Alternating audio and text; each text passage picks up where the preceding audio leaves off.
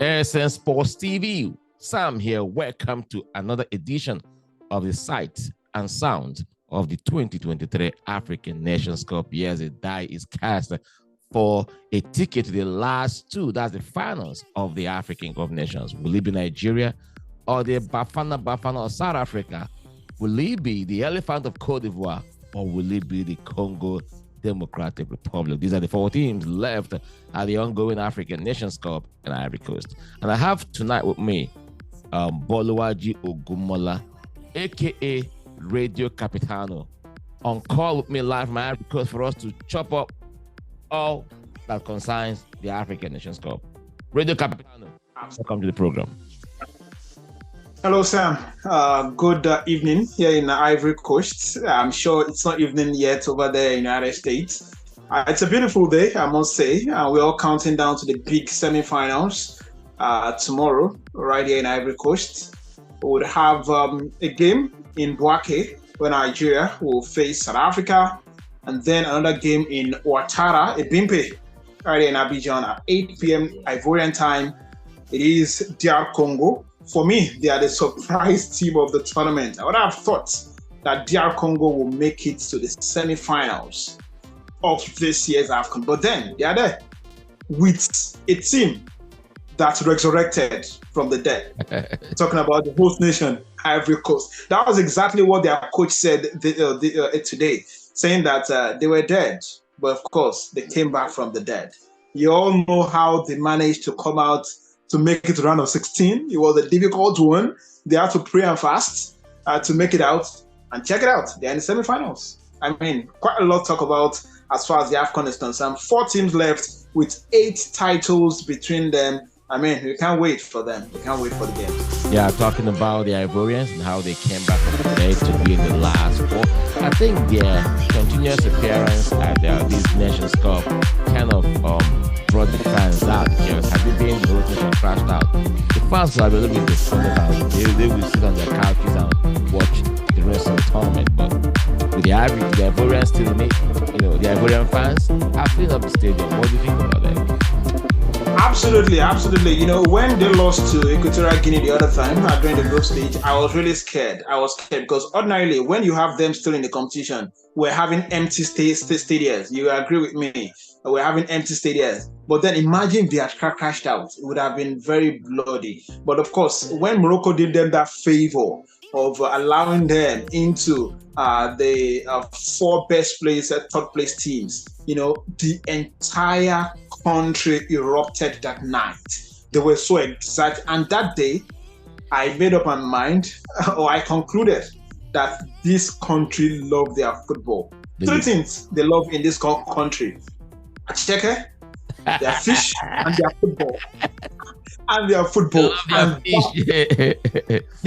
Yes, and their football. And I must tell you, since they resurrected, they've been filling up their stadia. They've been doing it, and they've been loving every moment. You need to go on the streets to feel that emotion. The fact that they've had to go down and came from, they couldn't believe that they would be Senegal. Who would have thought? Who would have thought? And then the Mali magic as well. It was something else. And the fans stuck with their team. And that's one thing I learned from this particular team and their fans. When they lost to Nigeria, they stuck with their team. They did. You didn't hear them out there insulting. No. They didn't turn their back on their team. No. They stuck with the team till the latter. And that's why, maybe that's what is favoring them at the moment. But of course, kudos to them. They are doing well at this point. But then, I hope Mother Luck does not run against them. I think I'm predicting Nigeria, Ivory Coast, finals of the AFCON. Yes, I'm actually predicting that. I mean, I say I've been predicting that since the round of 16 game. I remember the day they almost got knocked out. I had a Dutch journalist sitting right next to me, and he was like, "Don't you think it would be unjust for football to have Ivory Coast out, who came from behind?" Back door, so to say, to make it African champions. I mean, it's not impossible. Every the final four teams are capable of lifting this AFCON, even though Congo DR are outsiders. I was tipping Cape Verde or Equatorial Guinea to be the boogie team. Well, here comes Congo DR. I mean, it's been a competition of surprises, honestly. Competition of surprises. A lot of results. You imagine the quarterfinalists. All of the 8 teams, none of the ones who made it to quarterfinals at the last edition made it to this particular one. The top 5 on the FIFA ranking got knocked out. Even at the knockout stage. And that's why we're having a team like GR Congo here at this point. Yes, you might argue that they don't have so much AFCON title like Nigeria. They've only won it twice. South Africa just once. But then, it's the knockout stages. Anything can happen. Anything can happen. All you need to do is just to draw your opponent to the to penalties. And then, it's all right. I'm coming to, because before we started, you and I were having this off camera chat, and I asked you where you are. You say you are still in Abidjan, while the game in Nigeria and South Africa is in Bouake, which is like far north, 4 hours drive from Abidjan to Bouake. And I asked, will the local conference committee or CAF provide board for journalists? You said no. I mean, what do you think about that? Isn't that a little bit of unfair, or kind of will make things difficult if they don't provide soft logistics that will convert journalists from Abidjan to the venue of the semifinals? Why? It's quite unfortunate, really. It's quite unfortunate because ordinarily you would expect CAF to send in a communication to that effect, telling us where to converge to move us down to Bouake. 4 hours journey. It's in the far north of Côte d'Ivoire. I remember early stages of this competition. They were moving journalists to Yamoussoukro and San Pedro and all that, and all of a sudden it stopped. I think it only lasted for the first week of this competition. All of a sudden, they no longer care about us, and we have to find our way to Bouake. And got so good, a Nigerian who I think operates transport company here, was so magnanimous enough to provide 2 luxurious buses for Nigerian journalists to move us. And it was at that point I realized that we have about 96 Nigerian journalists in this country as we speak. Wow. Exactly. I saw the long list. I was like, are you serious? I mean, they need to get us a charter flight to fly us back to Nigeria once we win the AFCON. I mean, and I wasn't at the AFCON. Had even I'm still there right now, I'll be 97 journalists. Narrow call. Who knows? We might even be about 100. Who knows? Who knows? Yeah, some might have gone home due to some, changing in their plans. Yeah. I mean, you are saying you don't know why CAF or the LOC jettisoned such gesture. Maybe after the bus crash. I think that was after the bus crash. They stopped because they were scared of being liable. They didn't want to take accountability of what might have transpired, because I spoke to one of the wounded journalists, a British-based African journalist, who said that, yes, his 2 hands, he's right-handed, and he's injured on that right hand. That has made it difficult for him to even perform journalistic work, because he can write, he can type. So if there's a way CAF could a little bit modify his credentials so he can have access to video and audio.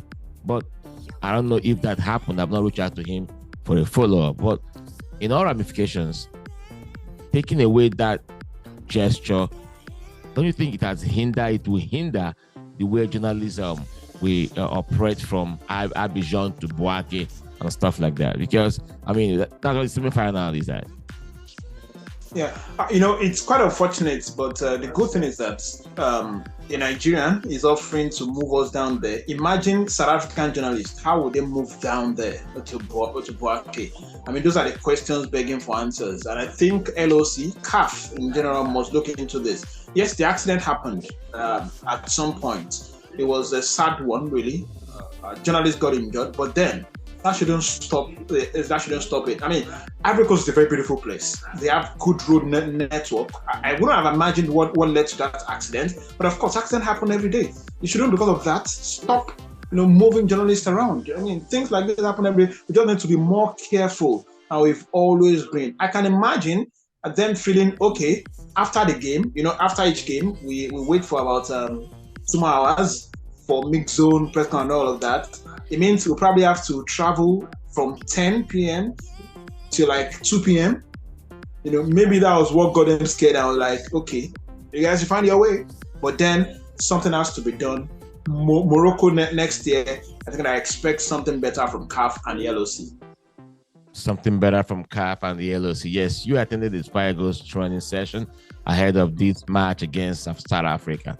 Despite the fact that national pride, the title is at stake, what else do you think is at stake in this encounter within South Africans? I think on a very lighter note now, a lot is at stake. First off, it started last weekend when our music stars lost to Tyler, the South African lady. The Grammy. At the Grammys. At that point, the war of words started on social media. The Nigerian High Commission had to send in a letter yesterday warning Nigerians to be very careful with banters in public places in Africa. Because we know what they are capable of doing, you understand? And a lot is at stake right now. The war of words, the pride, and the fact that this is a $1 million competition, $7 million at stake for the winner of this competition. And don't forget, this Super Eagles team, I'm not sure we've had, in recent time, I'm not sure we've had a star-studded team as we currently have at this point. We were not favorites when it all started, but at the quarterfinal stage, everyone started tipping Nigeria to go all the way. Yes, we have our own challenges, which we all know, but then these boys have left everything behind them and they are fully focused. Imagine what happened yesterday. Victor Osimhen was supposed to travel with the team. He had stomach issues. He could not travel with the team. But young man was so determined. Today, he flew in himself. He went straight himself to Buake and he was able to train with them. And everyone was so excited. And that says a lot about the spirit in camp and the attitude of these guys to go all out and win games for Nigeria and win this AFCON title. 2 nights ago, I was with the president of Nigeria Football Federation, Alhaji Ibrahim Musa, where we spoke at length about the Super Eagles team. And he was so impressed. He told us he was so impressed with what he has seen so far and the level of determination of these players. Even the ones that are not playing regularly, they are so determined and they all train very hard. And that's exactly what we want to see in our national team every day. The president told me that he is so optimistic that these boys will go all the way. South Africa won't be a problem. That's what he said to me. But then it's 11-11 and we have to do the talking on the pitch of play. A lot is at stake. I started with music. Music. The Amapiano Afrobeat battle is there. It appears Amapiano won at the Grammys. Yeah, Amapiano Afrobeat didn't win. And Nigerians wouldn't want to lose on the pitch of play. No, they will. It would be start to lose to the South African. It would be a huge football disaster. All right, during the early part of the tournament, Nigerian journalists, I among them, we are kind of critiquing the tactics, the everything Jose Peseiro has been doing, and as the tournament grew, it became apparent that others are playing checkers. He's playing chess. Look at how they perform against Cameroon. Great performance against Angola. Very, very, top-notch performance. So right now, what is the competition like among Nigerian journalists as regards Jose Peseiro, Mr. 1-0? Okay. Honestly speaking, everyone is currently falling in love with this man. Everyone is coming to terms with the fact that at the end of the day, all that is important is the 3 points and your movement into the next stage. You might not be scoring all the goals, but this man is drawing out results. And what impressed, no one gave him a chance, to be candid. No one going into this competition. People never believed in his tactics. Looking at what happened during the qualifiers, we weren't so impressed. Our tune-up game also, we weren't impressed as well. Our first game against Equatorial Guinea, we never knew how strong Equatorial Guinea was. We judged him. And then, he didn't listen to all of that. He went back to the drawing board. and came up with that golden formation we've seen all this while. That is a 3-4-3 formation. Now, one thing I love about that 3-4-3 formation is that it looks defensive, but then it makes us very strong on the counter. You see how it works? Once the boys are defending, they are defending in 5, which means Basi, Semeja, and Ekong in the heart of the defense, and Zaidu and Olaino on the far and on the flanks. But the moment we are attacking, they switch immediately to a 3 defense, 4 midfield, and 3 attack. And that has been working very smoothly. Now, my worry is this. Whenever we don't have any of these regulars playing, what becomes of this team? If Olaino is injured and is out of this team, what becomes of our right, of the wide right? Zaidu Sanusi, we've criticized him also. He's not playing well. But then, do we have a left wing back that overlaps and defends like him? The way we switch, do we have players on the bench that can easily switch that way? And that's my fear in that team. But man, the boys are doing it. It's consistent. We pray that they continue getting it done. Okay. Before I let you go, what are your predictions as regards this game? Oh my.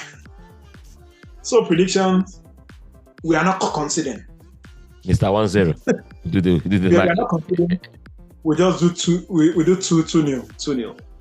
But South Africans are no pushover though, because their goalkeeper, I understand everybody is in that overdrive. He's safe for penalties. Man, listen, that's against Cape Verde.